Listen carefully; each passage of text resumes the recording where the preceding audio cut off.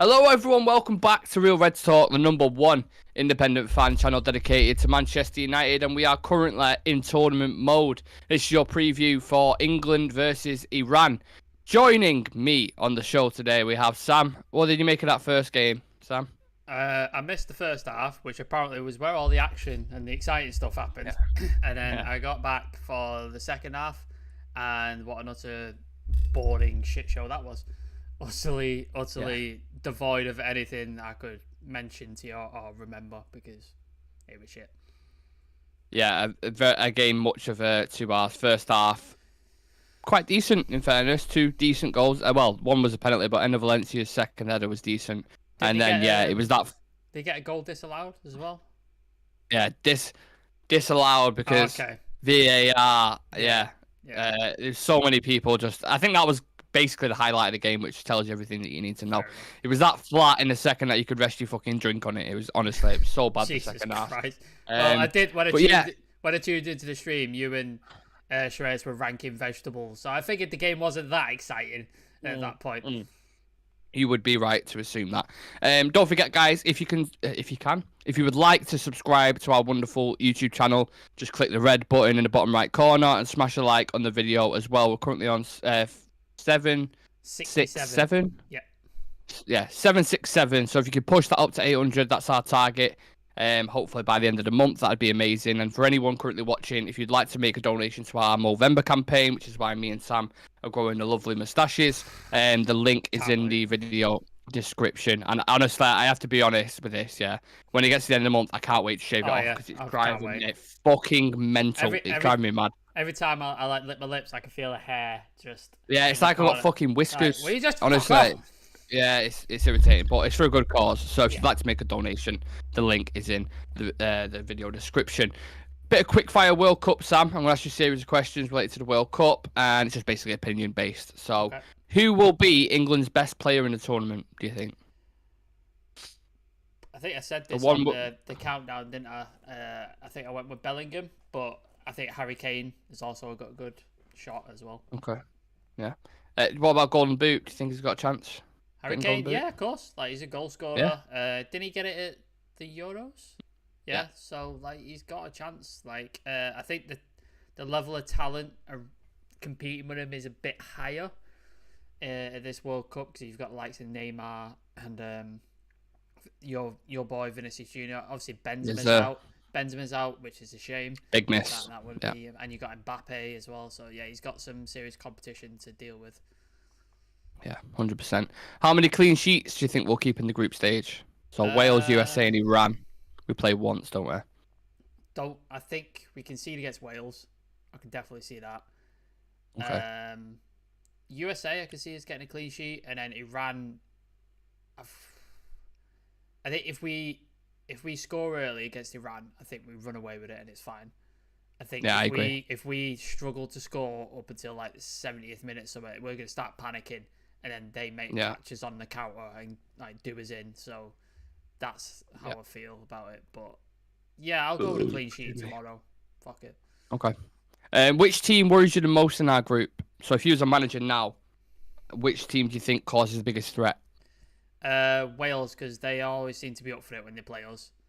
And they're good in tournaments. Yeah, they're always good in tournaments. They always seem to show up. That the striker who plays for, is it Bournemouth? Kiefer Moore. He's in form. Gareth Bale, of course, always shows up at tournaments for Wales every single time. I think they'll still take him when he's like fucking 91 years old, man. Like, he'll be able to play for him until he decides he don't want to play anymore. That's Gareth Bale. And then they've got, is Dylan Levitt going United?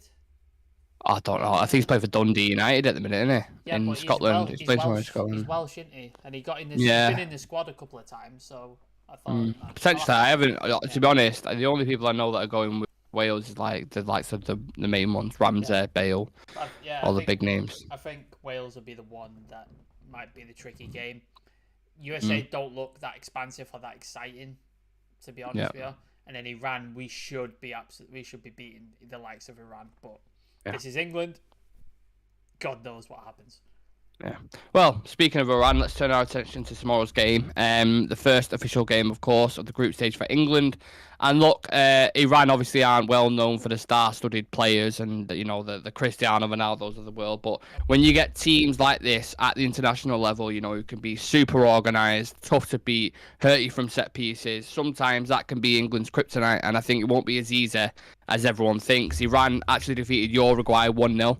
I think it was even in the Nations League, or it could have been a recent friendly, and they drew 1-1 with Senegal, the African Cup of Nations Also, winners. So they have their manager is a former assistant to Alex Ferguson in Carlos Queiroz, so he's not. And it's not like he's a shit show of a manager. He was a good assistant coach, and he's done well. So. And he knows how to organise teams, keep them compact, and get results. He is a decent coach. Iran actually have a few decent players as well. They've got Porto striker Mehdi Taremi. He's got 6 goals, 5 assists in 13 games for them. Former Brighton forward Yahan Bakshish. He played for them for a while. Obviously, Premier League quality, regardless, is always a decent level. And then if you look to like an option with the Bayer Leverkusen forward Sardar Azmoun, I'm not pretending that I've watched a lot of these, but I know they have an Iranian forward who's decent in the air. So when they have set pieces and things and it's a tight game, people like that can make the difference. So they certainly have a few threats of their own. On the flip side, England haven't been in great form at all coming into this. Our last 6 games, we haven't had one win. They've all been draws or losses against the likes of Italy, Hungary, Germany, all these kind of guys. So not great form coming into it. But as you said before on this show, Sam, it isn't always about the form beforehand, because we've had great pre-seasons and then we've gone into the season and we've had absolute shocking season after that. So you can't... Losing to Iceland is the memory I have. I think we were undefeated in qualifying and undefeated leading in the tournament, and then we lost against Iceland in the last 16. So yeah, another kind of factor to bring into this as well is the heat over there. I believe no English players are used to this, especially at this point in the season when it's midwinter. They're going to need to acclimatise relatively quickly as well, because what they've been there for 4 or 5 days or something ridiculous like that. And then obviously Iranians are used to that kind of. So I think that will play a factor. I think by the 60th, 70th minute, the sub bench is going to have a really big impact on this. In terms of the head-to-head, Sam, they haven't got much. Sorry, we get 5 substitutes though, don't we? Like they've said. I think so, yeah. Yeah. And we've got a great bench, so that's what I mean. By the 60th, 70th, I think there'll be certainly an impact in on Brazil, the bench there. Didn't we? Like when we were playing in Brazil and we were playing in the Amazonian city, Manaus, and it was like the humidity of like 90-odd%, and it was like 40 degrees, and you just saw players I would die. fucking absolutely losing their shit. So it's not going to be comfortable at all. Yeah, and with in terms of the history between both teams, I actually couldn't find any information on the head-to-head. I'm not sure if we've played him before, but only in like light friendlies, but I don't think we've played him at a significant stage in a tournament. From what I looked everywhere and I couldn't find it. So if I'm wrong, I apologise. But yeah, no head-to-head really in history apart from light friendlies. With injuries and fitness and stuff, Kyle Walker's obviously only just recovered from a groin injury, which I know you're aware of. Not sure if he'll be available for the first game or not. And then a similar situation with Calvin Phillips as well. Only played a handful of games for City and recovering from an injury himself. So there's a couple of players who haven't gone to the World Cup because of injuries. The likes of Chilwell, and I think Reece James, Calvert-Lewin, Reece James, 2 of the big ones. And then obviously we've got the ones who are currently with us. So not too many injuries. If you look at the likes of in France, who without Benzema, and Senegal without Mane, we've still got our star players in check. So that's positive, I suppose. But give me your overall thoughts and feelings on this game, Sam, heading into this one. I think Southgate's time as England manager is coming to an end. I think he's probably taken this team as far as he can get it. I thought he got very lucky at the Euros with the way the games got pulled out and the teams that he had in front of him. Obviously, he beat Germany, but I don't think it was the greatest Germany in the world. I think it was like Joachim Low, the coach. He was at the tail end. He'd been there for like 10 years, I think. He was at the tail end of that Germany team, and they've had to start rebuilding. But now they look dangerous again under Hansi Flick. Denmark again. It was a very scrappy game. We didn't sort of dominate the game, and like you said, I said Denmark were a dark horse, so they were in this tournament. So, and then Italy, we should have beat them. Like, we should have had them on toast. Like, we had the beating of them that first half, and then we came out second half and took our foot off the pedal and just let them back into the game. And then it went to penalties, and we know England's history with penalties doesn't go well a lot of the time. Obviously, we thought we were over that when we beat Colombia on penalties. We thought that was the duck gone, but happened to us again in against Italy, which at Wembley as well, which makes it even more galling. I think he's a very pragmatic manager. He's a very defensive manager, and he sets up his teams to worry about what the other team are doing rather than setting something the way England want to play and the way he wants to express the team.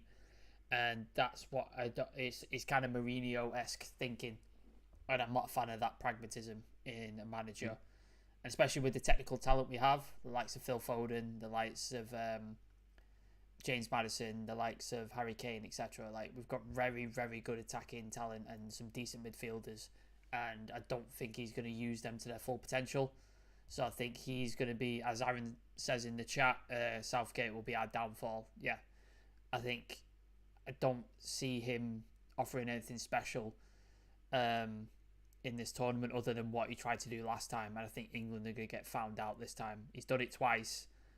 Don't know if he could do it a third time. I think if he wants to progress in this tournament, especially against the likes of Brazil, France, etc., he's gonna have to do something drastic, and I don't think he's got it in him, to be honest with you.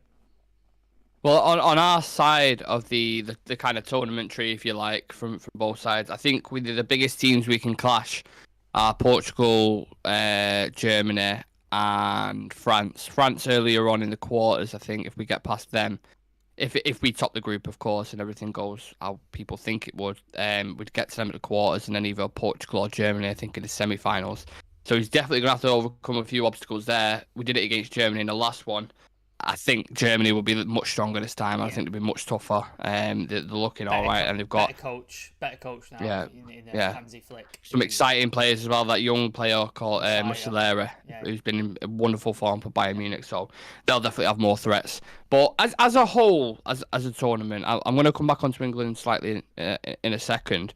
There's been a lot of fucking injuries to these talents, these big talents that we're talking about, the likes of Pogba, Karim Benzema, Royce, Jota, Kante, just to name a few. And there's probably more that are more significant to kind of the smaller teams, but that really takes away the excitement for a World Cup, doesn't it? Not having someone like Benzema, a Ballon d'Or winner, to watch in this is kind of like you've been... takes away so much things. Like Senegal, like Mane carrying Senegal so far, like it's just taken away a lot of the excitement for me, which it already was a semi-boring tournament anyway, if we're being completely honest. Yeah, the level of the tournament is definitely taking a hit. Like as you said, a lot of key, massive, star-studded talent that I was looking forward to watching, because obviously following United, most of my focus is on the Premier League.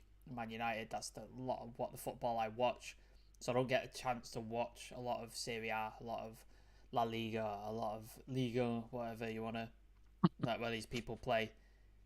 So you only get to see them really in the Champions League, and it's like one game a week, and it's just like, so I was excited to see like days and days and days of watching regular, these guys, seeing how they play and stuff like that. Yeah. So yeah, it sucks. And then you've got the likes of people like Erling Haaland, because Norway didn't qualify. He's not there with Martin Odegaard. Mo Salah's not there because Egypt didn't qualify. Yeah. You've got Italy, who didn't qualify. Really good players in their team and stuff. So, yeah, it sucks. Politics and the corruption aside, which obviously we touched on in the countdown show, the level of talent and the level of sort of excitement, it's taking a hit week by week, isn't it, really, with these players that are going down. So, it's not fun. But I've just done a watch along for that Qatar game, and the level of quality in that game was absolutely awful. And you just think if that was, let's say, Ecuador versus Norway, Erling Haaland's team, they've got the likes of Ødegaard, and they've got other players, that would have made it so much more competitive and so much more of a better watch. You watch them Qatari players, and it's just like, I can see stuff. I'm like, I could fucking pick out that pass. I could put that behind there. Like, it's very, very...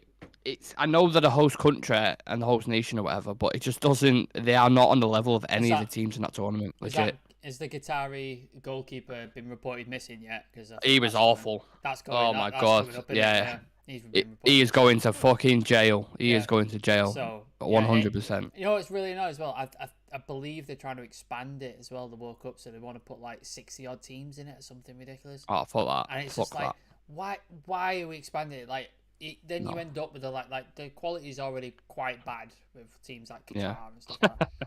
But like, you expand it to 64 teams, and then teams like Andorra and San Marino, part-time plumbers playing in the World Cup. Yeah. You're just like, what the fuck are we doing? Well, like, you know why they want to expand it. Oh yeah, it's all that. Yeah. Of course, yeah. That's why they want to expand it. It's just like, can we not just like streamline this, and so the best teams in the world and the best talent, they're the only ones that get through. It's just like, well, I'd love to see that.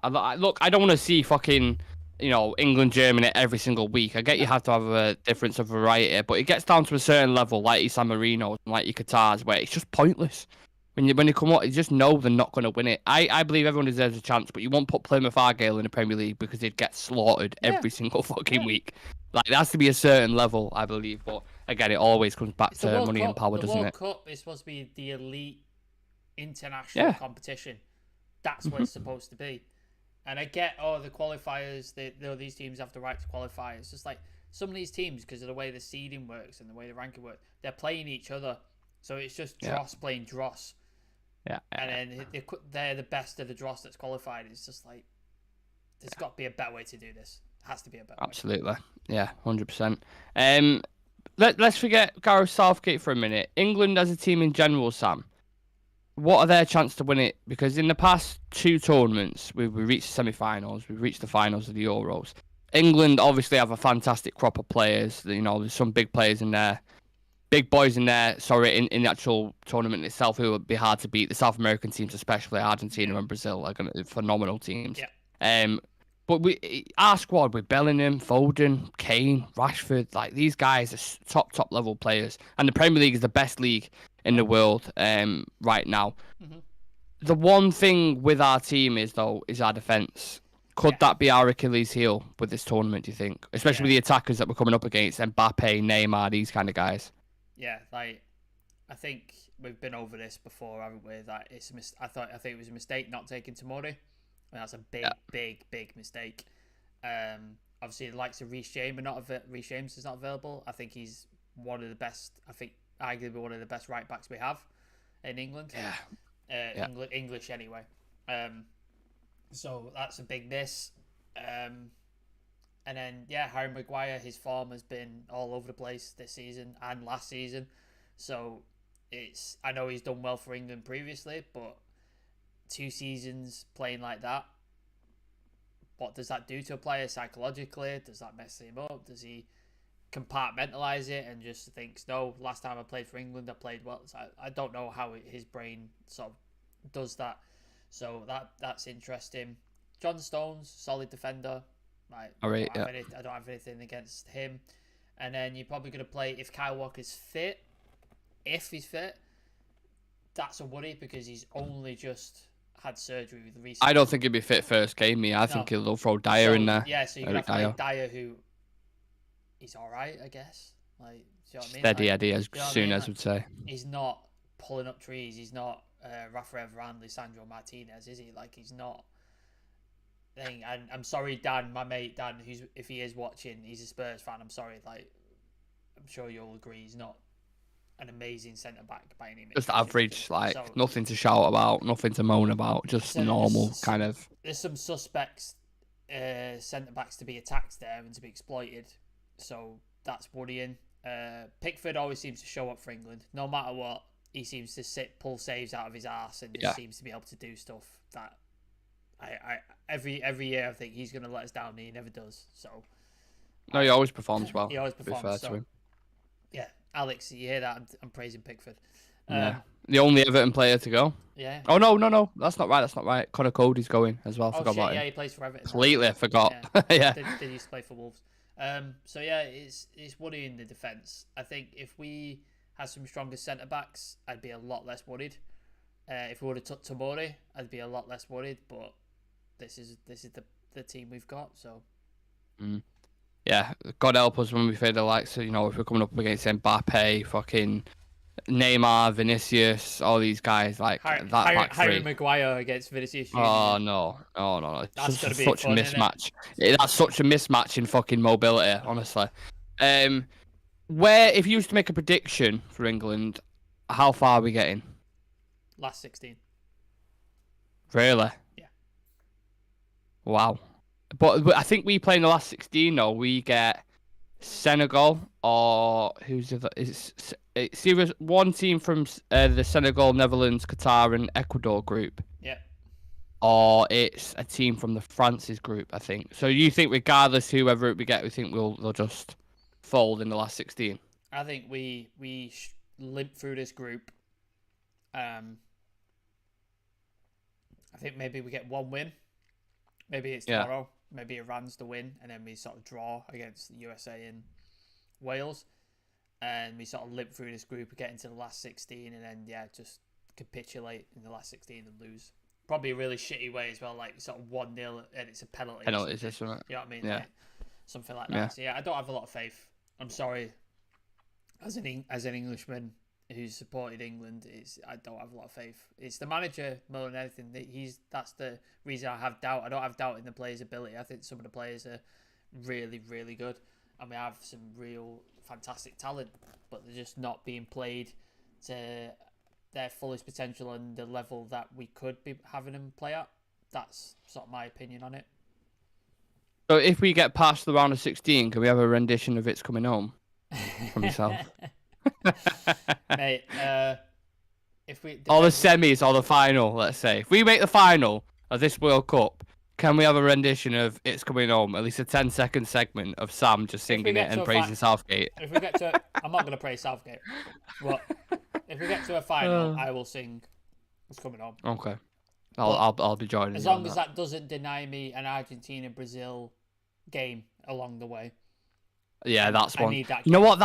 I feel myself wanting that more, and wanting the Portugal-Argentina final more than England actually winning it. And it's weird because I just feel like as a spectacle, that'd be so much better. It's because of the World Cup, like the thing that's gone on, and the migrant workers that died, and the corruption. It's just not like it's took the magic away from me for it. Like it's just taken the special nature of it, and it's in the winter as well, which doesn't help. Like the whole thing I love about the World Cup is like summer, you're in someone's garden, you got TV on, beer gardens and shit as well. Oh man, everyone's feeling good and stuff. Now it's like it's fucking 4 o'clock and it's dark outside. It's pissing. Yeah, everyone's got the flu.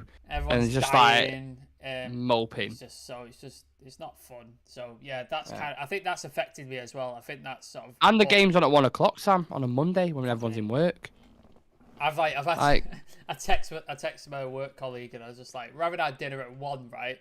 Because I need to watch that. So we're gonna have our lunch at 1 o'clock, but then I've got a meeting at 2, so it means I miss the second half, which is just annoying. It's just annoying. It's just like, why? Just put it in the evening. Like, just fucking. Yeah.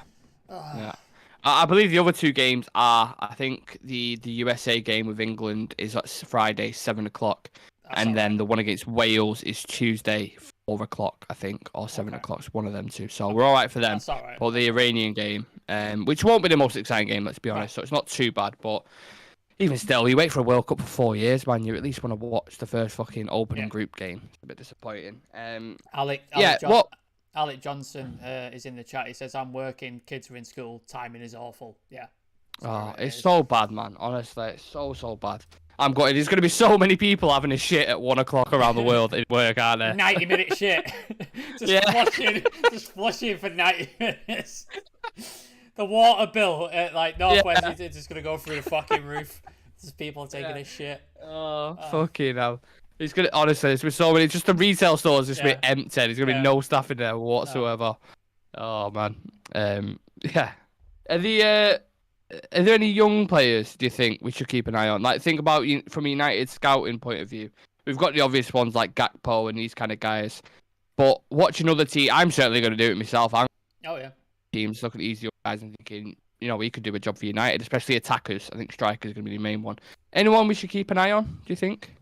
I'm just interested in watching United players personally. Like, I want to see how Lissandro gets on because he's not played a lot for Argentina. My boy.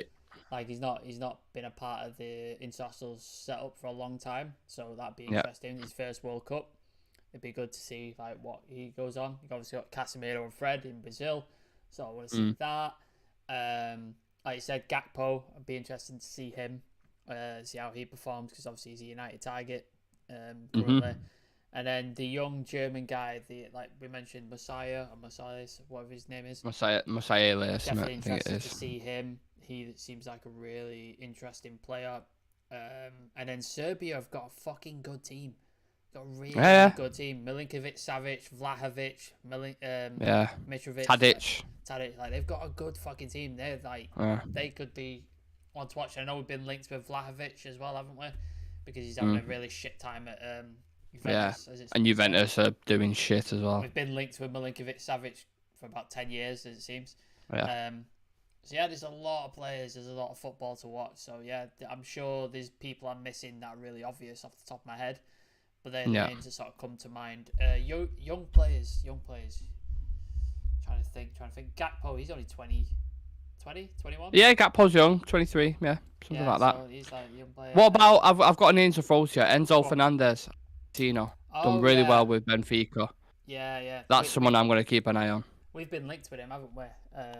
As a midfielder, so he could be definitely one to watch. Who was the other Benfica, the goalkeeper? Is he going? Diogo Costa? Is he going? Diogo Costa, yeah, he'll be Portugal's. Yeah, that'd be an interesting watch. Is he number certainly. one? Yeah, I think so. Yeah, he's been playing for him a lot from what I've seen. So he'd be a good one to watch as well because we've been linked with him. Obviously, he just signed a new deal, which means his buyout clause is going to be 70 million. So that sort of probably puts United off, if anything. So yeah, Diogo Costa, I think he'd be interesting to watch because he's apparently really, really good for Benfica. So. And what happens? Let's say England go out. Do you have a default second team? Denmark. You think Denmark's your default second team? I don't want it to be because I feel like the favourites. But I actually, my love for Lisandro Martinez or our love for Martinez. I really want to back him and I want him to do well. But then that means Messi winning the World Cup. But then I'm like, with everything that Ronaldo's done, fuck him. So I'm conflicted. I'm like, you know what I mean? It's like a devil and an angel on each side. I just want Lisandro Martinez to do really well and showcase how much of a talent he is because I don't think he's got the props he's deserved. He's had so many people slag him off, like Souness and Carragher and all these guys, and even more people. And I think he's going to be so instrumental because Argentina have always had the attacking players, right? They've never had that defense that's solidified, that's solid. And they look decent now. They've got a good platform to go off with Alessandro there. And Romero as well plays for Tottenham. And I think Otamendi's still playing there. So they've got a good defence. And I think if they give that platform to Messi to shine, I think they've got a really good chance of winning it. And I'm eager to see how he gets on. One of the South American teams I think are going to go very far and probably win it. Cheers. I love Brazil. I think I've always loved Brazil. Like I've always loved watching Brazil in tournaments. Obviously we've got quite a few United representatives there. Anthony, Casemiro, Fred. And I just want an Argentina-Brazil game at some point. Semi-final, final, I don't care. Just give me that and I'll be happy. Who comes out on top, do you think? Ooh, tough. Very, very tough. It's a hard game to call, isn't it? Them two. I think Brazil. I think their attacking talent is just so vast. It's so fucking. Even good. Overall, like the defense, Marquinhos, Thiago Silva, Militao, like phenomenal centre backs. They can bring people off the bench that can change the game. Like they've got so many players on the bench. Rafinha, Antony, so they can change. Paqueta. Things. I think Argentina's starting 11 is very good, but beyond that, I think then it takes a little bit of a drop on the bench. But especially if your boy Garnacho, your boy Garnacho isn't going, is it? Going, unfortunately. But no. Yeah. Can't have everything. Who, by the way, has just had a 50 grand. Well, it's close to agreeing a 50 grand a week contract with Manchester United. For any United fans that are interested, Sam, not happy about that, but we'll probably touch on that on a news show. Yeah. I think your audio's gone, Sam. Hello. Just double check. Yeah, there we go. We're all right. Just went for a second then. Right then, let's do some quick fire questions. Related to the game tomorrow. Will England score more than one goal, Sam? I I want to say no. That's my gut instinct. I think it might be a 1-0 win. And then like a very nervy last sort of 15 minutes as we just get penned in and defend for our lives. Yeah. Yeah, I think that's a fair assessment. Does Marcus Rashford start? No. No. Again, I agree with that. I think he can make a big impact again off the bench, so I think the substitute is going to be really useful. Yeah. Where does England finish in the group? Second. Ooh. Who will win the tournament? I think it's going to be Brazil or Argentina. Brazil. Whoever wins that semi-final, if it is them two, will go on to win it. Yeah. I think if Messi wins it, I think that will shut the GOAT conversation up. Yeah, I think it really will. It's over then, isn't it? If Messi wins the World Cup, that'll take him. He's won a World Cup. Above. So it's over. It's done. Yeah. Who will get the Golden Boot?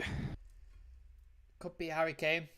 I could see that happening. Would you put your money on it though? If you was to put your money on it, if I was putting money on it, I'd put it on Neymar. I think he comes away with it. Neymar. Yeah. Interesting. And a surprise package within the tournament as you're chewing that lovely chip. Serbia. I think Serbia. Good shout. Serbia and Denmark. Yeah. I think they'll go a lot further than people think. Before you mention them players, then I completely forgot like Vlahovic, Savic, Tadic. These guys, a lot of itches. But they've got good players, man. They've got good Denmark good as well. squad. Denmark always do well at tournaments. Always. Obviously, we've got Christian Eriksen playing for them. We've got Damsgaard as well. Kasper Schmeichel. It seems to pull out heroics for Denmark when he plays. So yeah. I think Denmark and Serbia will be the two ones you got to watch and see how far. I would have said Senegal as well, but with Mane being out, might be a bit tough for them. Yeah. I can't remember who I said for my dark horses. I thought because I think Netherlands are going to do really well. They're sticking in my head because I think Louis van Gaal is perfect for international football. They always seem to choke though. They never seem to get. I just got a feeling about in this. I don't know what it is. I got a feeling about in this tournament. I think they're going to do well. Yeah, and I think Germany are going to do well as well. I know they're not underdog teams or anything like that, but I do think they've got again. You look at some German players. They've got Kimmich, Muller, like race of experience, and youngsters as well, like the Musiala and these kind of guys, Leroy Sané, Gnabry. Germany know how to get to finals as well. Like they do the DNA all the time, all the fucking time. So they know how to do this shit. So it wouldn't surprise me to see them in the final at all because they do it every fucking time. So absolutely. With that said, then let's do predicted 11. Sam, I'll go first. Obviously, this is what I think Southgate's going to pick, not what I would pick, because me and Sam did that the other day. If you want to figure out what me and Nick picked, there's a video on the page called How We Would Set England Up, and me and Nick go through how we would set them up, more formations, players picked, all that stuff. And then go onto the Instagram, because we've posted a graphic of both of our 11s. I won the vote. Thank you very much, everybody who's watching. 75%. Not bragging, but that's what happened. So, yeah, go have a look at that and follow us on Instagram while you're out there as well. Absolutely. I'm going to go, well, this is what I think Southgate will pick. I'll go with Pickford in net, Trippier at right wing back, Eric Dyer at centre back, because I think Walker won't be adjusted yet. If Walker is fully fit, I think he'll start. But Dyer, Stones, Maguire as the centre backs, Luke Shaw as your wing back, Rice and Bellingham in the midfield, and then Foden, Kane, and Sterling up top. I believe that's how they'll start. What about yourself?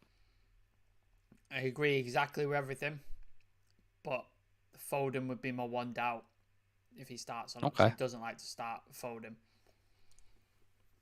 Think he'll start Saka instead? Yeah, I think Saka. I think Saka, Kane, Sterling. I think that's who starts. Okay.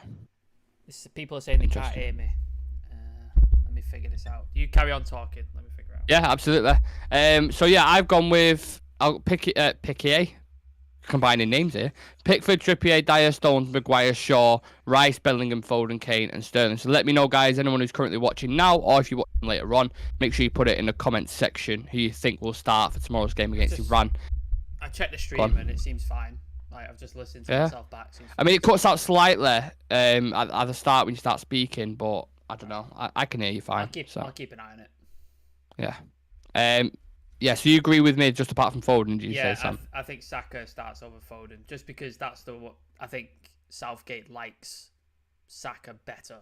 And I think he uses Foden as an impact substitute, much like Rashford. I think that's the way Southgate likes to set up. Going to be interested to see if someone like Maddison or Grealish can push the way into the team as well if they have a good cameo or a good performance. Score prediction. I'll let you go first on this. I think we'll probably have a similar one anyway. To be honest. I think 1-0 England. Yeah, I'll go with 2-0 just to be different because I think it will be. I think Harry Kane scores. I think he gets off to a good start, scores a goal. Probably Sterling assist or something like that. I think I could see that happening. Yeah. I'll go with the same. I think someone like Kane will score, and then I think we score off a corner or a set piece, a header with a Maguire or Trippier delivery. Yeah, absolutely. I'm fascinated to see who he's going to go with tomorrow. I would love it if he switched up a little bit. Maybe stay with the same system because you can't work on a new system within 5-6 days. I understand that. But go with someone different. Throw a Maddison in there or throw a fucking Trent in there if you're going to play a wing back because I think they can cause damage. I think they do well. Yeah. But I think he will go with safe options. You know what Gareth Southgate's like. He goes with the trustees. I think that's a theme that you'll see for tomorrow. Alec Johnson 3-0. Lewis Jackson saying 4-1. Is that to England, Lewis, or is that to Iran? So people are positive in the chat. So it seems like he's up for it. I'm positive. I just don't think we'll nail him tomorrow. I don't think we'll like 6-0, 5-0 like Panama in the World Cup when we played them. We're not that in team. Brazil. We're not that team. Like we don't smash teams out of the park at tournaments. Like what's the biggest score we've had in a tournament game? Like 2-0. Trying to think. No. Panama. I just mentioned them. Panama was 4-0. I think that's one of the biggest ones I can remember. Yeah. That was 2014. No, it's almost 10 years ago. So we don't smash teams. Like I think we should get the job done tomorrow. We should. Well, every game in the Euros was what 1-0, 2-0. Germany was 2-0. I think. Fitz Bullock is saying 6-0. Fucking hell, mate. You're optimistic. Yeah, to the Iranians. Yeah. 6-0 to the Iranians. Lewis is saying we don't think we get out the group, though. I wouldn't be surprised, Lewis, honestly, if we didn't. A lot of a negative clouds surrounding Southgate at the minute. I've got a bit more faith. I've got more faith in him. I think he'll do all right. But look, I've been wrong before. Have you got your waistcoat ready? Oh, don't worry about that. I've got my blazer, waistcoat. I've got the full fucking set. I'll be singing Southgate's the one by the semi-finals, if we get there. If not, I'll be doing the complete opposite. Any final thoughts, Sam, before we head off? No, it's very hard, to feel excited about this World Cup. Obviously, with everything that's gone on, the corruption, the state of affairs with the migrant workers, and the human rights abuses with LGBT people, etc. So it's very exciting. It's very hard to get excited about this World Cup. Double that up with my lack of faith in Southgate as a manager. It's very depressing, and I'm just wishing for Premier League football to come back because it was so exciting under Ten Hag, the progression, like what's happening tactically, all the players seem to be gelling and stuff. So yeah, I'm just trying to try and get enjoyment out of other games, Brazil, Argentina, teams like that. I'm just going to try and get as much enjoyment as I can out of that and see where it goes. If England prove me wrong tomorrow and they play really well and we smash Iran, let's do it. Let's fucking go for it. But we'll see what happens. Don't forget our bet in the final. If we get to the final with England, yeah. What did I say now? What was it? It's coming home. I got a sing coming out. It's coming home. In the final, I'll join in with you definitely. Lewis and by the way, if we do get, go on. Lewis is saying, bring all our players back injury free and let Ronaldo go missing on the plane back. Happy days. Yeah. I mean, I can second that. I can certainly get behind that motive. Yeah, I'm slightly different. I'm not as I don't think negative's the right word, but I'm not pessimistic. I'm not as pessimistic towards it. I think we can have a good tournament. I don't think we can win it. I think we get to semis, quarters. But I just want to see these players shine. I want to see United players shine, and I'm excited to see Argentina and Brazil. I think they're a massive attraction of this World Cup because obviously the Euros are not a part of that, and they're coming into this with fresh squads, really good, talented players. Them two are going to be they're going to be a spectacle to watch, I think. And I'm more excited to watch them, honestly, than I am England. So can't wait for them games to kick off. And can't wait for the World Cup to kick off tomorrow with England. Unfortunately, it's at 1 o'clock, so there won't be a watch along. There would have been one, but I can't do it because I'm in work, and it's not as if I can do it off a phone. I'm also in work, and I think my boss would fire me if I did that. Yeah, so, and Treyas is in college as well, so there won't be a watch along. We'll obviously give our reaction to it later on if the lads are available. But yeah, let's hope for a win. That concludes the show. today, guys. Thank you to everyone who's watching. Please subscribe to the channel and like the video. For updates on Manchester United and England at the minute during the tournament and general news, make sure you hit us up on socials, on Twitter, Instagram, all that kind of stuff, and TikTok as well. And if you'd like to make a donation to our Movember charity, we're raising money for a mental health charity called Mind. The link is in the video description, or our Instagram or TikTok. Yeah, I think that's everything we've covered. Thank you for everybody who joined the watch along earlier with Nick and man. Shreyas. Shit game, but at least we got to rank our favourite vegetables and among other things. It was and we're going to be doing more. We're going to be doing more as well. So we're going. Alec Johnson in the chat. Great show, guys. CTIFD. I don't know what that means. You're going to have to explain that to me. CTIFD. I don't know. I'll let my mind ponder as I think about that. And remember, everyone, it's coming home. It's coming. Football's coming home. How many tournaments do we have to do this shit? And then we just... Let's go, Southgate. You're the one. Nick's coming back, guys. Nick's coming back with a Southgate tattoo. I'm going to fucking see it. See you later.